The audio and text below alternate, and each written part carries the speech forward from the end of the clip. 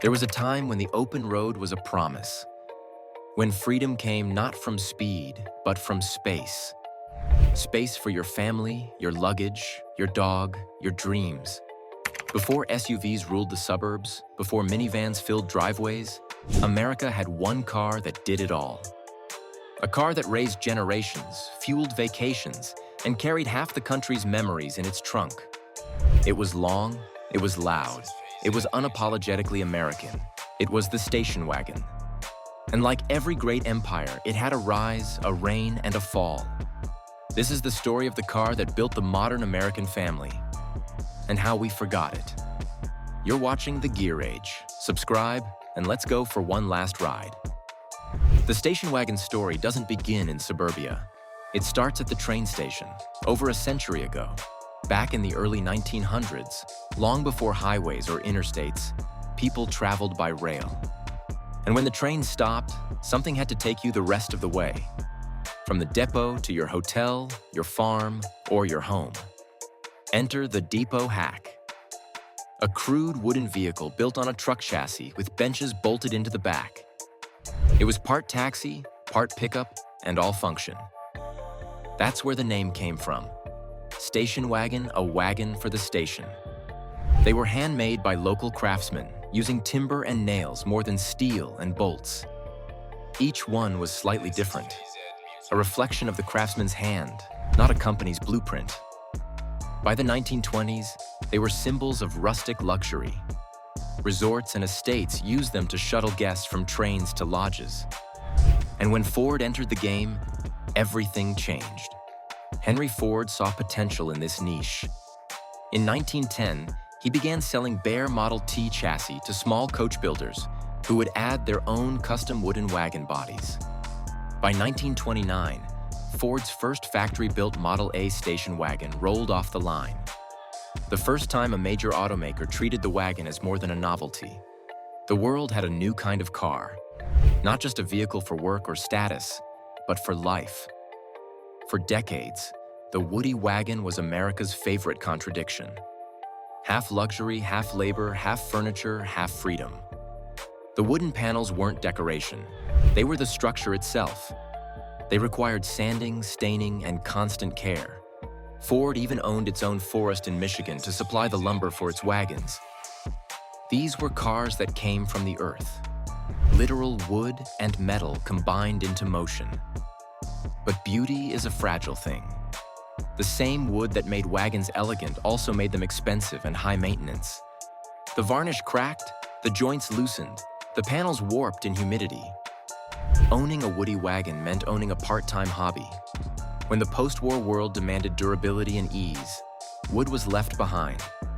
By 1949, Plymouth introduced the first all-steel suburban wagon.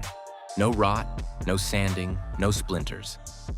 The Woody wagon died quietly, but its spirit, the idea of a family car built for adventure, was about to explode. After World War II, America didn't just rebuild. It reinvented itself. The GI Bill built suburbs where farmland once stood. The interstate highway system cut ribbons of asphalt across the country. And millions of families moved into homes with two-car garages and big dreams. They needed a new kind of vehicle, one that could carry kids to school, groceries to the house, luggage to the mountains, and dreams across state lines. The station wagon became more than transportation. It became a cultural symbol, the four-wheeled version of the American dream. In 1950, wagons made up only 3% of car sales. By the end of the decade, they claimed nearly 20%. There were more than 60 models to choose from. Some were practical, others were luxurious. All were proudly American. The Ford Country Squire, the Chevrolet Kingswood, the Chrysler Town and Country. These weren't just cars. They were names that carried prestige. A family with a station wagon wasn't just driving. They were going places. These cars defined the family road trip. Kids piled in the back, fighting over who got the way back. That magical rear-facing seat where you could wave at strangers and make faces at truck drivers. AM radios played Beach Boys and baseball games. Coolers clattered, seatbelts were optional, and every mile felt like a memory. The wagon wasn't perfect, but it was personal. It represented optimism on wheels. By the 1960s and early 70s, the wagon had reached its peak. Big engines, bigger families. America's highways were full of chrome, color, and confidence. The average full-size wagon stretched over 18 feet long, longer than a modern SUV. The tailgates were engineering masterpieces. Some swung out, some folded down, and GM even built the clamshell, a two-piece tailgate that vanished into itself like a magician's trick. Buick had the Skylark Sport Wagon with glass roof panels, the first panoramic car long before Tesla made it cool. Wagons came with luxury trims, power windows, air conditioning, and in some cases, 400 cubic inch V8s that could tow a boat or outrun a muscle car. They were absurdly big, gloriously wasteful, and uniquely American. And then came the fall. The year everything changed. The oil crisis hit like a meteor. Gas prices tripled overnight. Lines formed at gas stations that wrapped around blocks. For the first time in decades, Americans couldn't afford to drive their dreams. The same wagons that symbolized freedom now symbolized excess. They were too thirsty, too heavy, too much. Sales plummeted. In just a few years, wagon production dropped by nearly half.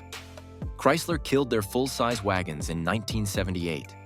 Ford and GM held on a little longer, but the damage was done. Even as the economy recovered, the wagon's image never did. To a new generation, the family wagon wasn't cool. It was your parents' car, the car of conformity, the car of routine. And that was fatal. But the real killer didn't come from oil or reputation. It came from innovation and irony. In 1984, Chrysler, the same company that had walked away from wagons, introduced something revolutionary: the minivan. The Dodge Caravan and Plymouth Voyager. They were everything the wagon wasn't. Taller, roomier, more efficient, easier to get in and out of. They had sliding doors, foldable seats, and an image that felt fresh. For families, it was the obvious choice. For wagons, it was the end. The following years were a domino collapse. By the early 1990s, there were fewer than a dozen American wagons left. The Chevrolet Caprice, the Buick Roadmaster, the Ford Taurus wagon. All good cars, all dying on arrival. And just as the minivan took the wagon's throne, the SUV stormed the castle. The 1984 Jeep Cherokee XJ changed everything again. It looked tough. It felt adventurous. It told Americans they didn't need to just drive. They could conquer. And even though most never took it off-road, the fantasy was enough. The SUV wasn't a family car. It was a statement. I'm not hauling groceries. I'm going somewhere. By the mid-1990s, the SUV boom was unstoppable. The Explorer, the Blazer, the Grand Cherokee. They were the new family icons, and they made wagons look small, weak, and outdated. By 2004, only a handful of wagons remained on sale in the US. And by 2016, there were just 8 models left, mostly imports with European names like Touring, Avant, and Estate. Even the word station wagon had become taboo. Marketers called them crossovers instead. But here's the twist. We didn't stop building wagons. We just stopped calling them that. Look closely at a modern Honda CR-V, a Toyota RAV4, a Subaru Outback. All of them share the same DNA: car platform, rear hatch, roof rails, family seating. They're wagons wearing hiking boots. Subaru was the first to figure it out. When they launched the Outback in 1994, it was literally a lifted legacy wagon with cladding and a new name. It was sold as a sport utility wagon, and Americans bought it in droves. It's poetic, really. We fell out of love with the wagon only to fall in love again, with the same thing wearing a disguise. But not all wagons vanished quietly. Some became legends. The Volvo 240, the indestructible Swedish brick. The Mercedes W123, built like it was carved from granite. The Buick Roadmaster, a V8 Leviathan that still turns heads. The Audi RS6 Avant, proof that a wagon could be faster than most supercars. These survivors became cult icons, relics of an era when cars had soul, not software. Today, the station wagon exists as nostalgia, in old commercials, faded family photos, and driveways of collectors who still believe in them. It represents something we've lost, not just in design, but in culture. Because the wagon was never just about practicality. It was about connection. It was about families sitting together instead of staring at screens. It was about road trips where the journey mattered more than the destination.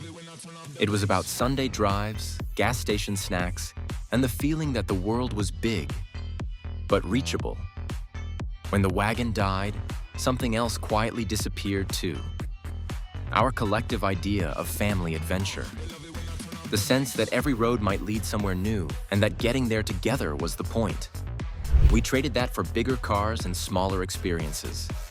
We built SUVs that could climb mountains, but never left the city. We made crossovers that looked tough, but never see mud.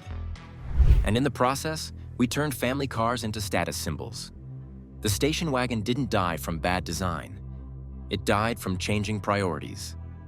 It died because we stopped celebrating practicality and started chasing image. But maybe one day we'll realize the truth.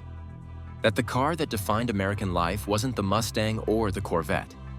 It was the long, low, wood-paneled machine that carried our stories, our laughter, and our youth.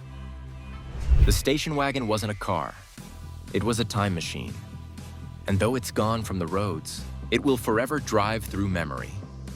This is the gear age, where every machine tells a story, and the stories never stop running. Subscribe to the Gear Age and keep the legends alive.